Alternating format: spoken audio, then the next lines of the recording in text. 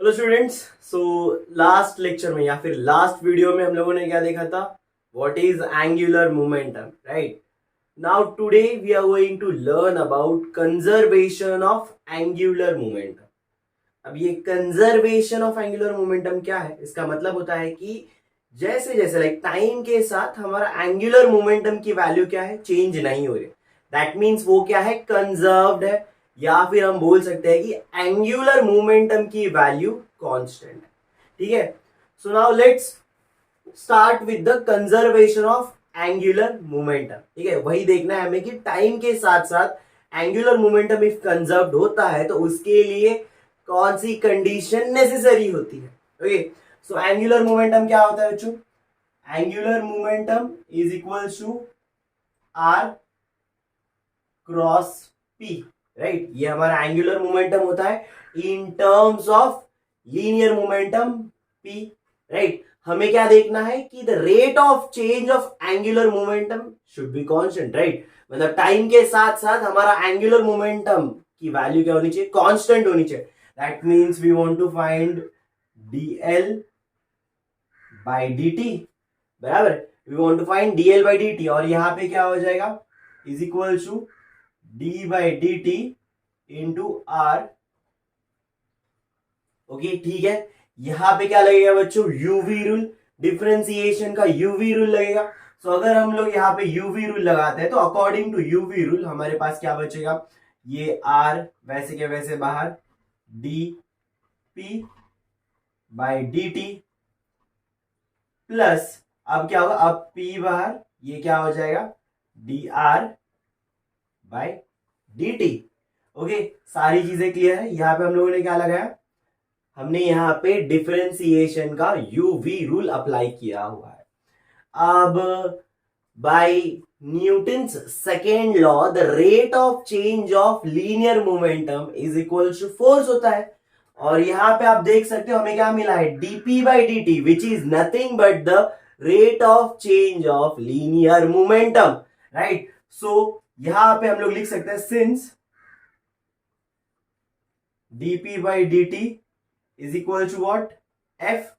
We can write this equation as R cross F plus P dr by dt.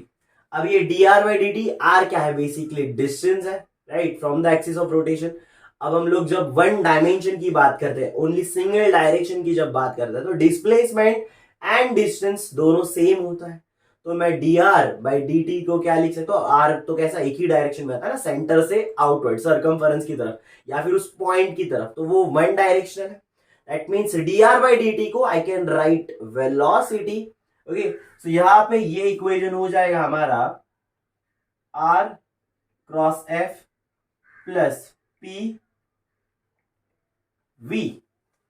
Now guys मुझे बताओ इस p को, like linear momentum को हम लोग क्या लिख सकते हैं? लीनियर मोमेंटम हमारा होता है मास इनटू वेलोसिटी। क्या होता है? Mass into velocity. तो यहाँ पे since p is equal to क्या होता है? Mass into velocity. तो हम लोग इसको क्या लिख सकते हैं? r cross f plus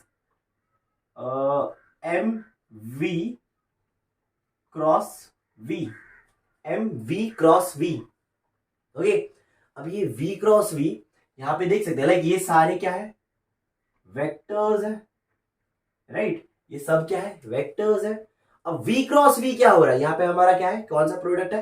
vector product बोलते हैं हम लोग इसको। क्रॉस जो होता है वेक्टर प्रोडक्ट होता है। और वेक्टर प्रोडक्ट में अगर दो वेक्टर्स सेम डायरेक्शन में एक्ट हो रहे हैं, ये v क्रॉस v दोनों भी वेलोसिटीज है, दोनों अगर सेम डायरेक्शन में एक्ट हो रहे हैं तो उनका जो रिजल्टेंट होता है या फिर उनका जो प्रोडक्ट होता है वो क्या होता है? जीरो होता है। क्यों? कि जब हम लोग यहां पे ये दोनों वेक्टर्स है, राइट? अब वेक्टर प्रोडक्ट में क्या होता है हमारा? अगर इसका मैग्नीट्यूड निकालना है तो ये v क्रॉस v है, राइट? v क्रॉस v, इसका मैग्नीट्यूड मुझे निकालना है तो वो क्या हो जाएगा?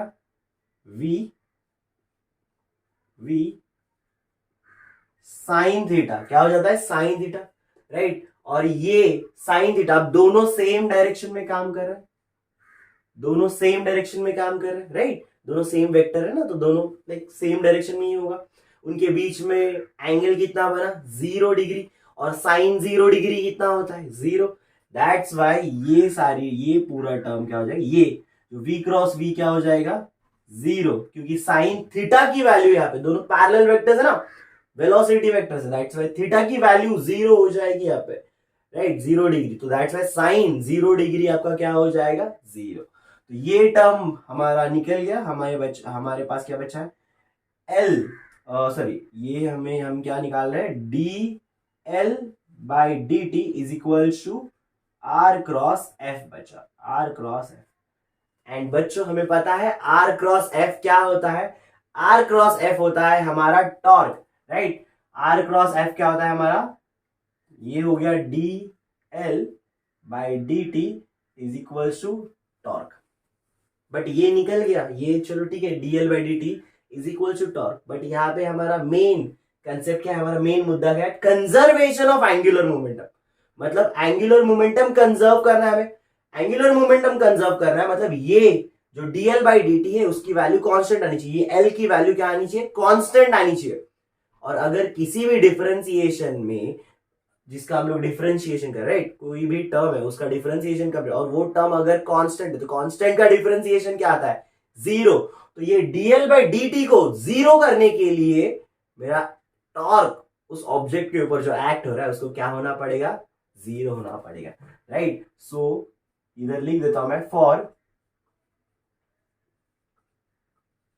Conservation of angular momentum external torque acting on body, rotating body होगी, मस्ट बी इक्वल टू 0। अगर हमारी रोटेटिंग बॉडी पे एक्सटर्नल टॉर्क 0 है उसका मतलब क्या होगा कि ये जो हमारा ये the rate of change of angular momentum है वो कैसा है कांस्टेंट है, ये L कैसा है कांस्टेंट वैल्यू है, दैट्स वाई तो टॉर्क 0 है ना, कि ये देखो इक्वेट हो रहा है बराबर। ओके सो यही है हमारा conservation of angular momentum, simple derivation है। यहाँ पे थोड़ा सा ट्रिक एक यहाँ पे आ रहा है कि हमें लाइक दो v वेक्टर्स है तो दोनों के बीच में एंगल कितना बनेगा 0 डिग्री और साइन 0 कितना होता है 0, दैट्स वाई ये पूरा टर्म किसके बराबर हो जाए, ये पूरा टर्म 0 हो जाता है। और फिर इसी के लिए dl by dt is equal to r cross f, और r क्रॉस f क्या होता है बच्चों, r क्रॉस f होता है हमारा टॉर्क। और अगर मुझे इस एंगुलर मोमेंटम को कंजर्व करना है, इसको कांस्टेंट करना है, दैट मींस अगर ये कांस्टेंट है तो टॉर्क कितना आना चाहिए 0। तो अगर किसी भी रोटेटिंग बॉडी पे टॉर्क एक्सटर्नल टॉर्क 0 एक्ट हो रहा है तो उस केस में उसका एंगुलर मोमेंटम जो होता है वो क्या होता है कांस्टेंट होता है या फिर कंजर्व्ड होता है। अब इसके ही बहुत सारे प्रैक्टिकल एप्लीकेशंस है, सारे मैं नहीं बताऊंगा, आपके बुक में भी शायद एक दो है, उसमें से एक मेरा फेवरेट एग्जांपल मैं आपको बताता हूं बैलेट डांसर का, ठीक है।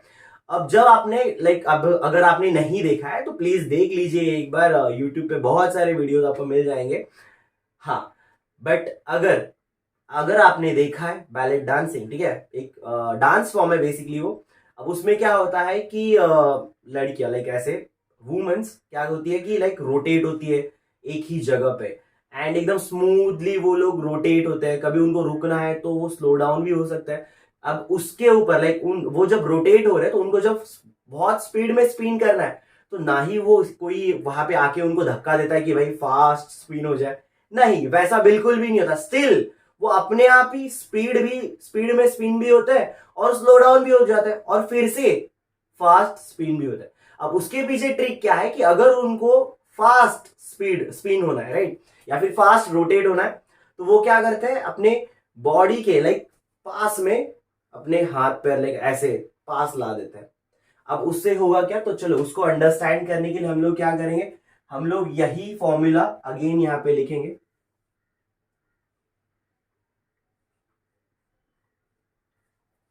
L is equal to r cross p, या इसी चीज को मैं लिखता हूं R into mass into velocity, ठीक है, mv। अब उस डांसर का मास कांस्टेंट है, दैट मींस ये m की वैल्यू जो होगी दैट विल बी कांस्टेंट। अब बचा क्या, v एंड r, राइट। अब आपने ऑब्जर्व किया होगा कि जब उनको स्लो डाउन होना है, तो क्या हो जाता है, अब ये मुझे कांस्टेंट रखना है क्योंकि एक्सटर्नल टॉर्क कुछ नहीं लग रहा उनके ऊपर, लाइक कोई रोटेटिंग फोर्स लग रहा है नहीं, कोई आके उनको धक्का दे रहा है, कोई उनको पुश कर रहा है, नहीं कर रहा है, राइट। वो अपने आप ही फास्ट हो रहा है, अपने आप ही स्लो डाउन हो रहा है। तो वो कैसे हो रहा है, अब यहाँ पे तो डेफिनेटली एंगुलर मोमेंटम कंजर्व्ड है। क्यों एंगुलर मोमेंटम कंजर्व्ड है, क्योंकि एक्सटर्नल टॉर्क जीरो है, जो कि ऑलरेडी हम लोगों ने यहाँ पे डिफाइन किया है। अगर एक्सटर्नल टॉर्क जीरो है that means angular momentum conserve. तो चलो इस केस में एंगुलर मोमेंटम तो कंजर्व। फिर एंगुलर मोमेंटम किसके बराबर होता है, r into m into v. Okay, अब जब उनको स्लो डाउन होना है तो वो क्या करते हैं, आप ऑब्जर्व करोगे वो अपने जो हाथ है या फिर अपने लेग है, राइट, ऐसे हल्के से स्प्रेड कर लेते हैं अपने, जहां से वो रोटेट हो रहा है ना, एक्सिस ऑफ रोटेशन बेसिकली उनके बॉडी के थ्रू ये जो पास हो रहा है, राइट। तो वो उधर से थोड़ा दूर अपना मास डिस्ट्रीब्यूट कर देता है। अब मास डिस्ट्रीब्यूशन की वजह से क्या हो जाता है कि आर की वैल्यू बढ़ जाती है, राइट। आर की वैल्यू बढ़ जाती है, तो आर की वैल्यू बढ़ रही है तो हमें तो इसको एल तो कांस्टेंट है ना, तो यहां पे अगर मेरा एलएचएस साइड एल कांस्टेंट है तो मुझे ये इक्वल वाला जो टर्म है वो भी कांस्टेंट रखना है। तो अगर आर की वैल्यू बढ़ जाती है तो वी की वैल्यू क्या हो जाती है, कम हो जाती है। तो जब उनको स्लो डाउन होना है तो वो क्या करते हैं, अपने हाथ पैर पे से दूर कर देते हैं अपने एक्सिस ऑफ रोटेशन से, सो दैट मास दूर डिस्ट्रीब्यूट हो जाए, आर जो है वो बड़ा हो जाए, जिसकी वजह से वेलोसिटी v की वैल्यू कम हो जाएगी, v की वैल्यू कम हो जाएगी। और वहीं पे जब उनको फास्ट स्पिन करना है, अगेन कोई आके धक्का नहीं देने वाला, कोई आके रोटेट नहीं करा रहा है, टॉर्क एक्सटर्नली जीरो है, that means angular momentum conserved है।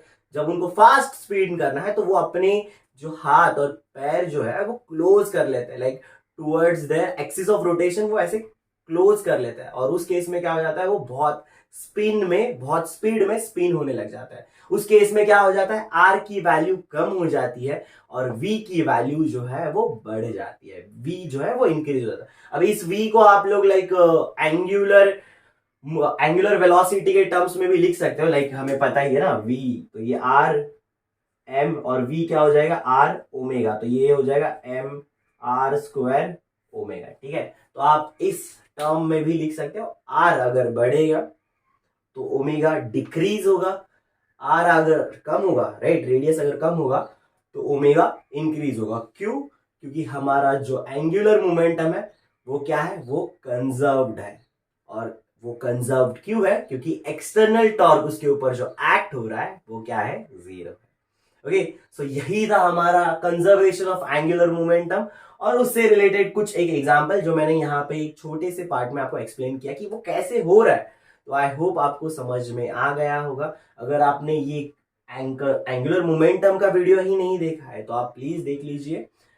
आई होप आपको कंजर्वेशन ऑफ एंगुलर मोमेंटम भी समझ में आ गया होगा। अगर इससे रिलेटेड कोई भी डाउट है या फिर इसके प्रीवियस वीडियो से कोई भी अगर आपको डाउट है तो feel free to ask me in the comment box, I will definitely reply you. Okay, चलो तो तब तक के लिए बाय बाय, कीप लर्निंग।